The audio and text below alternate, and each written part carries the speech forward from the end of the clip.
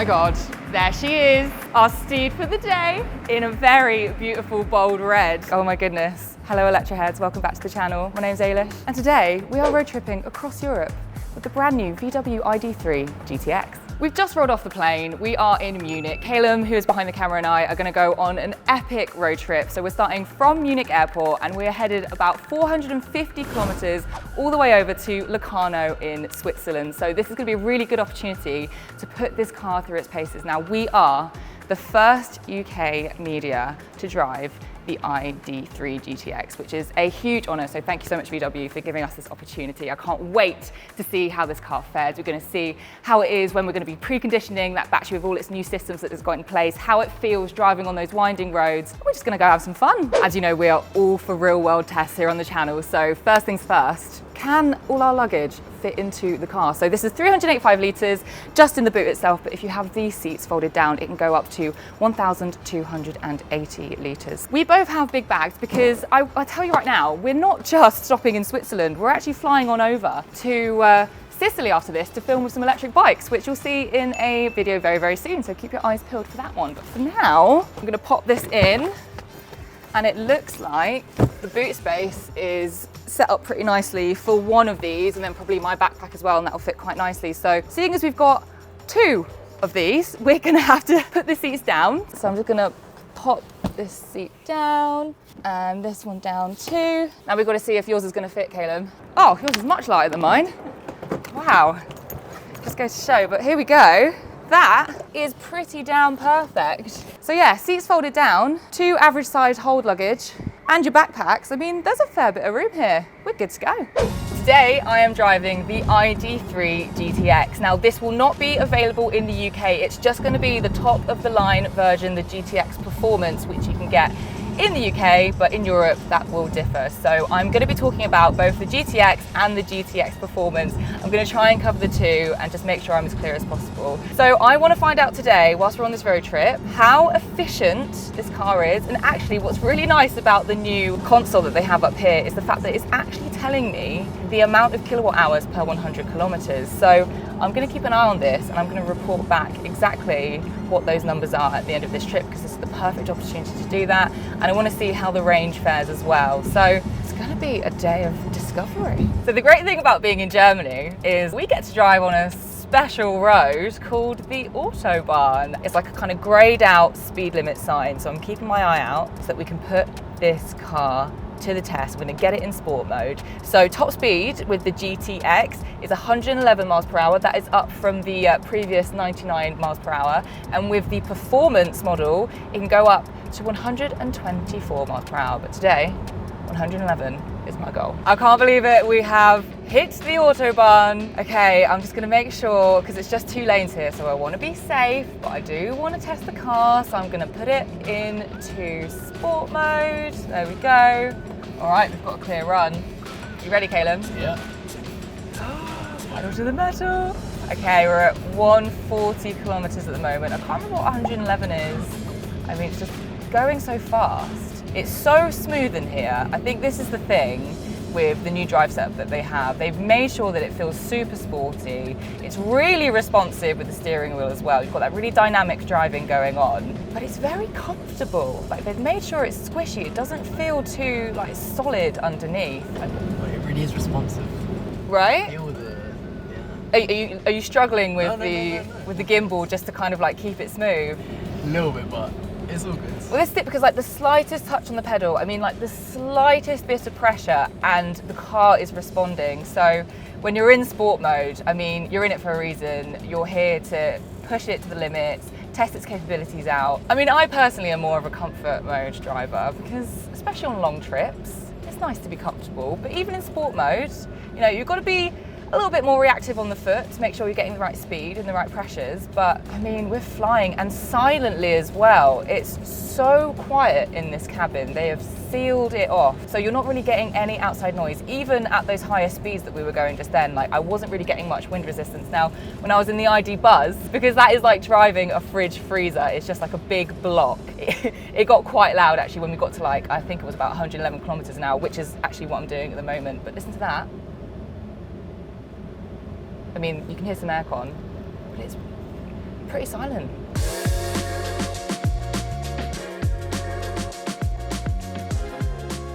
The GTX, which I'm driving today, has been set up with that kind of suspension where it's super sporty, but it's really comfortable. But what makes the GTX Performance different is the fact that they have modified the DCC adaptive control chassis to make it even more sportier and make it really, really comfortable. And they've tweaked it so you can have lots of different customizations for different driving styles.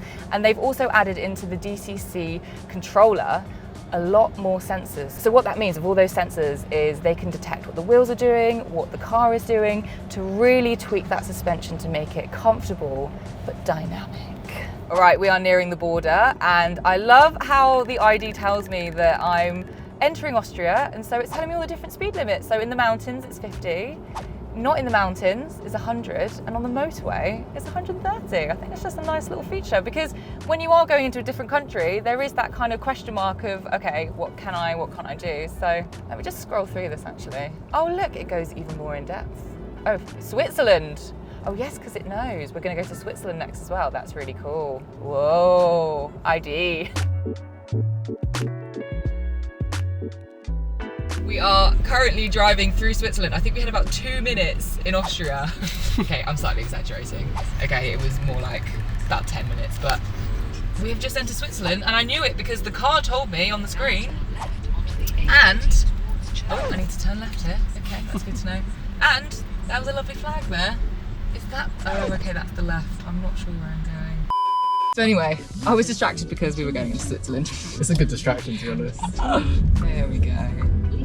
That didn't look like a proper road, it was too small. Yeah, no. You know? Thanks, Gillian, thanks. Oh, look at this! Hello, Switzerland. Good Lord, you are gorgeous. Have you tried the chocolate? The chocolate? I've heard it's really good. I admittedly don't even know like what language is Swiss. French and German. So it is a combination. Yeah. So Geneva is very French speaking. I have been to Geneva. Nice. So is that in Switzerland? Yeah, Geneva's I have been to Switzerland.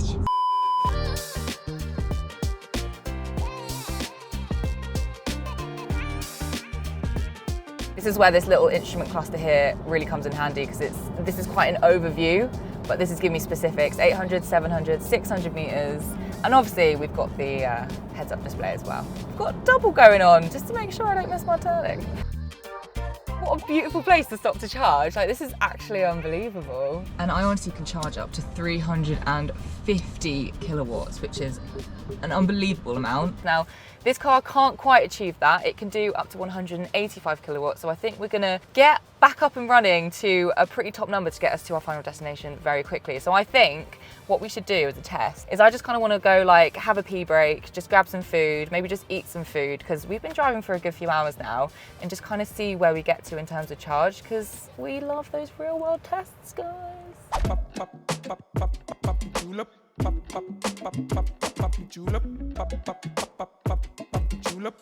So VW have kindly given us a cool box full of goodies to keep us going through the road trip. So Caleb, what have we got? We have one of our rolls from the gracious guys, and we have some fruit, some water. Are you a sparkling water person? I'm not. I am actually. Yeah, well, I'll take a sparkling. And some cereal bars, so feels good. So did you say one of the sandwiches? Well, one of them's yours, one as well. Right. I was going to say, if there's one sandwich, I will die. Would you look at that? A little salami cheese number. I don't know if I'm just really hungry or if that's really good. I think it's both. How good is your sandwich? I haven't even finished my sandwich, and look where we are with the charge. 82%. It's been 23 minutes. We had a stop, we've eaten a sandwich, and in that time we managed to get it up to 82%. I mean, we're flying here. We have so much range left to be able to get to our final destination, so I'm gonna unplug. I think that's a big tick, and obviously down to Ionity just providing some dense charge for our car. But I want to talk a little bit more about exterior, seeing as we actually have a bit of time just to sort of stand outside of the car. So before it gets dark, let's take a quick spin about what's new with the ID.3 GTX. As you can see here, I mean, catching the eye from afar is this beautiful red paint that comes with the GTX. It's only available with the GTX, and boy, does it look good. It's very badass with that black and red combo that we have here. Obviously, they've got that GTX badging on the side, just to let you know.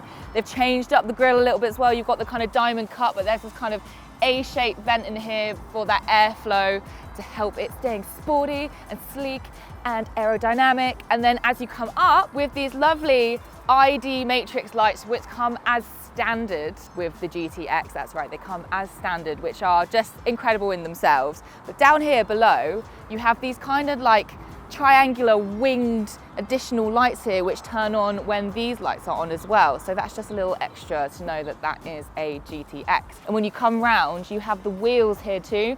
20-inch alloy Skagen wheels that come in full black as we have here, which I think looks pretty cool. And finally, quick one to note, which you've probably seen by now, is these rear tinted windows here come as standard as well, because if you're a cool racer boy with your GTX, you don't want people to know what's going on in the back. Am I right?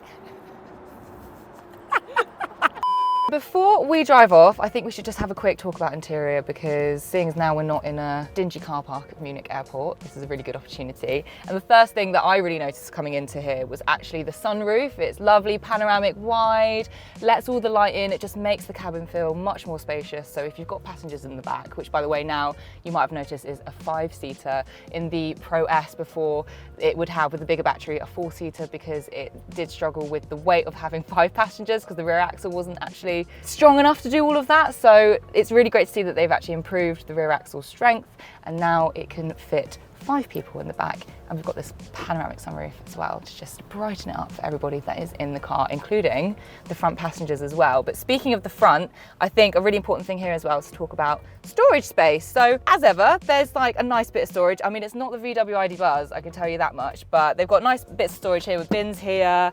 You've got a glove box over there. You've got this nice big bin down here, which you can put all your devices into and any extras and snacks. Very important to get the snacks. And you've got your USB-C charge points here as well. But the big thing here, apart from all the lovely red stitching and GTX red flashes of design in here, is the big screen. So I think we should have just like a quick play around with the screen itself to kind of show you like how responsive it is, what kind of changes there are. So let's take a deep dive. So first up, I noticed at the top here you have a new addition. There's this bar that basically gives you access to kind of all the real things that the driver's going to need. You've got your you've got your mode with your driver profile. You have obviously navigation. You've got your driving assist, which obviously we're not driving, so we can't really properly look at it at the moment. And then the parking function as well. So a really good thing about this car is the fact that it's able to kind of automatically park itself. So that's cool, but that's not new, but it's just something that VWs can do. And then top left here, okay, we have everything we need. Let's just see. So yeah, it's pretty responsive. All good. There's some cool extra options that you can do. So you can see here that we have capped the charging to 80, but you can obviously change that as you want. I've heard that there's been an update to the wellness system. Welcome to wellness. Fresh up, revitalize the body. I think we need a fresh up, don't we? It's been a long day of driving. Do you feel lethargic, tired? Simply start fresh up and let color moods, air conditioning, and other convenient settings revitalize you while you're taking a break. Oh. Everything's just gone very blue in here, including the screen, which really reminds me of like Windows 95, that music player thing. I feel like I'm in a spa. Guys, just come get a VW ID.3 GTX. You can have spa mode. I'm feeling refreshed, ready to drive. Okay, let's stop that there. Thank you, VW. I think we're ready to go back on the road. Well, we're in the Alps and good weather did not last long. Actually, I think now's a really good time to test out the brand new voice control with the ID. So they've updated it to not only include Wikipedia information, but also ChatGPT. It can also understand more natural language and conversation, so you don't need to be as robotic with your requests. So, hello ID, can you... 17 o'clock, 13 minutes. Sorry? Okay, let's try that again. Hello ID, can you please tell me more about the history of Switzerland? According to ChatGPT, Switzerland has a rich history dating back to prehistoric times. It became a confederation of cantons in the 13th century and remained neutral in major conflicts. The country is known for its democratic system, financial sector, and stunning landscapes. I mean, yeah. I think feedback for VW, I mean, it's great you've got the ChatGPT thing going on. Maybe let's make her sound like a real person next. What do you think? I think we need like a real voice talking back to me if they're going to be giving me this information, because it still feels quite robotic, even though I don't need to speak robotically. Let's get a real woman, you know? Not actually real. You know what I'm trying to say. And seeing as we're getting towards the end of the trip, I thought I'd treat myself to a bit of adaptive cruise control, which is literally driving us at 100 kilometers on its own, round these bends, and I'm not even doing anything. No foot on the pedal, hands just slightly hovering over the steering wheel. The car's driving itself. I mean, you can go 100 miles per hour up here at the moment, which I just actually think is suicidal, but you know, each to their own. All right, we've got another corner coming up. Oh my god. Oh yeah, as a passenger, this mustn't be nice. Look, I have to test the GTX to its max capacities. And you're doing very well. Look at this bridge that we're going over. Oh my days. This is unbelievable. I'm barely even touching the pedal and we're just like zooming away at like 90 kilometers an hour. It's effortless. This is what it is. The GTX feels so lightweight. Like the handling is unbelievable.